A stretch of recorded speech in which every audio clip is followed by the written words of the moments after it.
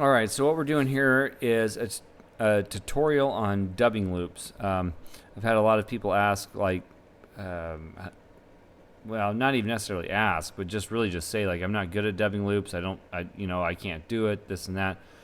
And it can be difficult if you're not familiar with how to doing it. There's some tools that you're going to want to have to do a basic one. There's other ways to do it too, but we're not going to cover that on this video. So you want to have a dubbing spinner. This is like a 2-prong or 2-horn dubbing spinner. And the main thing is when you get a dubbing spinner, whether it's a single horn or 2-horn, is you want something with some weight at the bottom. So this is brass here. So this is what I use. You're also going to want your bodkin. A toothbrush works handy too for picking stuff out. You can kind of see I got material in there. Then also, depending on what you're using, you may want to have a clip like this. I've already got one loaded up with some CDC. So we're going to kind of, we're just going to kind of do that real quick. I'll use that. And so when you're starting your dubbing, I'm going to zoom out so you can see. So when you're starting your dubbing loop, what you want to do is pull your this is what I do anyway, and it works very well for me. So I pull my bobbin towards me, and I'll with my thread extended, and I'll put my finger kind of in the middle, and I just fold up so it kind of creates a U.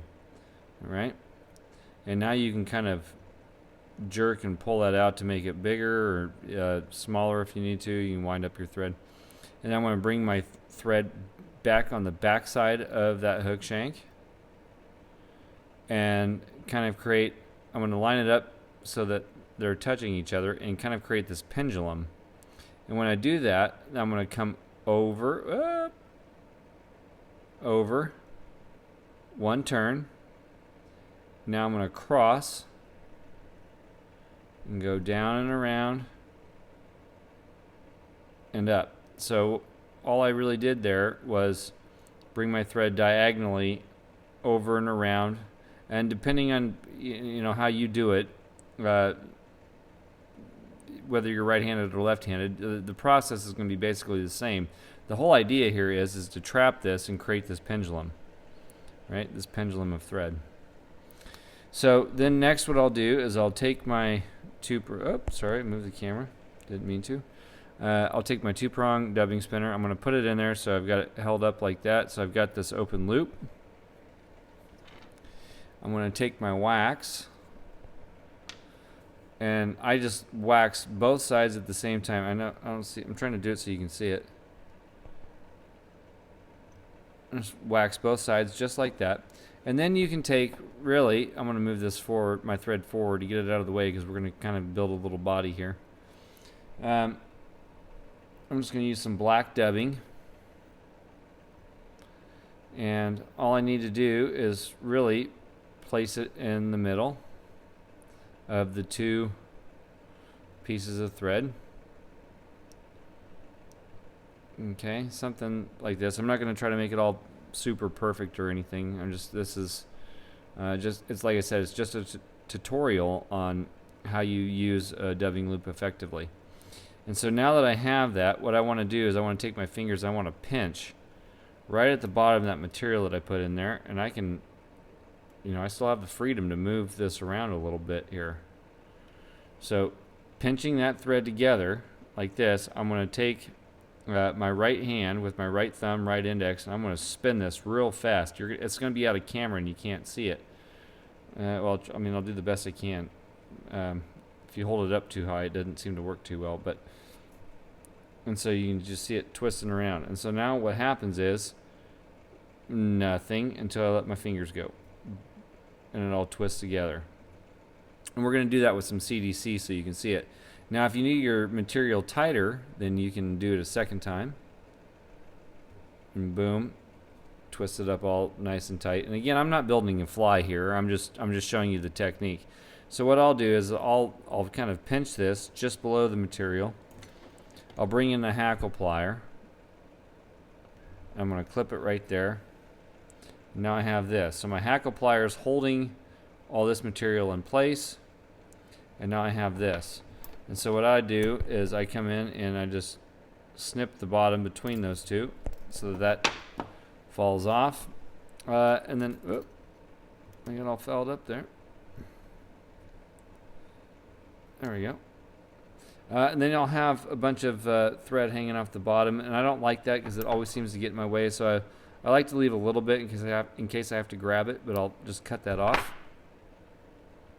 And now you've got your dubbing loop with your dubbing on there, and we can just proceed to wrap that forward. This is a much stronger way to hold your dubbing, especially if you're doing stuff like Antron, or well, not even necessarily Antron, but like Ice Dub or something like that. Now you can just wind that with your hackle plier.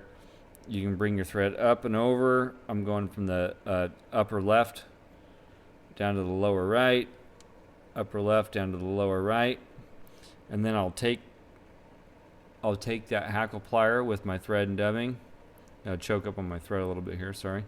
And I'll put a couple wraps in front, and now I'm free to clip this away. And so this works great for nymph bodies. You can use a ton of materials. I mean, geez, just whatever you want. Rabbit, or, I mean, I don't know. I could spend an hour thinking about everything that you could use. So now what I'm going to do is do the same thing. I'm going to put my finger in the middle. I'm going to come on the back side. Come down in front. Oh, everything's moving on me. My vise is not locked. Up. Whoop. There we go. Sorry. I'll have to do that again. Do that again. My vise came loose off of the pedestal. Okay, let's try that again. Finger right here on my thread, right here. Make a U. You can kind of draw and pull it out where you need to. I'm going to come up on the back side. Once over in the front, I'm going to bring it down and around the opposite way, so we're going crisscross. I'm going to pull all that together, and now I've got this pendulum here. Okay? And then you want to get your thread a little bit out of the way. Wax this. Okay, now you can use your dubbing spinner if you want, or if you don't have one, you can just leave your finger in the vise. And so what I have here is this is the Petitjean clip, but this is I've got this loaded with CDC. By the way, it's an excellent tool. It's a little pricey, but it's like $50 for the 3-pack. But and then they've got additional sizes. I mean, and you can use these dubbing loops for all kinds of stuff and all sorts of flies, whether you're tying monster flies or little tiny guys. And I'm just going to slip the material between there. Maybe. I got too much stuff in my way. And you'll see how I'm kind of pinching now with both fingers on this back end here, since I don't have the dubbing loop. And I'm just going to let go of that clip so that material's in there. And now I can literally just pinch that loop together and just start twisting. And I'll twist it a couple times just to get it kind of started. And then I'll lick my fingers, my index and my thumb, and I'm going to start twisting at the base. And now you can twist it up. And now you can bring in your toothbrush or whatever it is you have if you want to pick that out. Get it all nice and scruffily.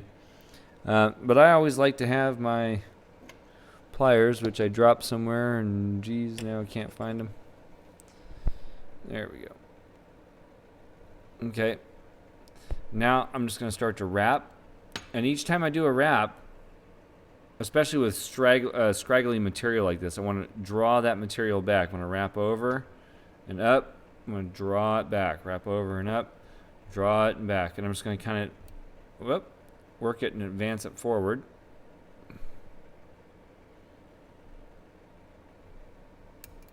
So you can see all this material shooting out the front. Grab it, pull it back. Whether it's sitting there or not, grab it and pull it back. Well, it's just real slick. I must be getting some wax on there. Sliding right through there.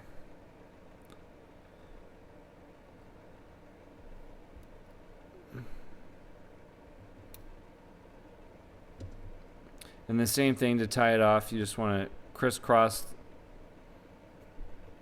the threads come back a couple times, and now you can trim that out. If you're wanting to get real scruffy or whatever, you can come in and take your bodkin, you can pick it and pull it apart like that. You can also come in with your toothbrush and like this, or if you have Velcro, you know, if you got like a little Velcro stick or something like that, you can do that too. So anyway, that's just the basic idea of a dubbing loop and what they're good for. You know, now you're good to whip finish, and of course I can't find my whip finisher. I got too much crap in my way. There it is. 1, 2, 3, boom. And then, you know, your fly is done. So anyway, it's just a quick tutorial on how to use a dubbing loop so you can draw all this down too and create legs. We'll zoom in a little bit so you can see. So you can kind of create legs if you want them hanging out the bottom. You can create wings and like paraloops, if not a paraloop, but if a little loop if you want it coming off the top. So anyway, that's just the basics of a dubbing loop, and it's something that you really should play with. There's a ton of materials that you can use in these things, anything from feathers like CDC to obviously dubbing. Hackles. I mean, there's just so many things that you can put in there and just play with. It's a really cool technique, and you know, especially if you're new to tying, I definitely practice with this a little bit and experiment, you know, and see what works for you. I'll give you a quick example. Oh, there we go. So this is a kind of a hare's ear bug that I'm doing here, and everything right in here is all a dubbing loop. That's how I'm getting all this to shoot back, and I'm just going to pull it back so you can see my underbody there. But I've got all this stuff that's just kind of trapped and pulled to the back. So there you go. Anyhow, I hope you enjoyed it. If you liked the video, please subscribe, share. If you're watching this and you're not a part of our Facebook group, Fly Tying for Beginners, please join us. Just answer the questions to get in the group, and boom, you're in. And other than that, happy tying.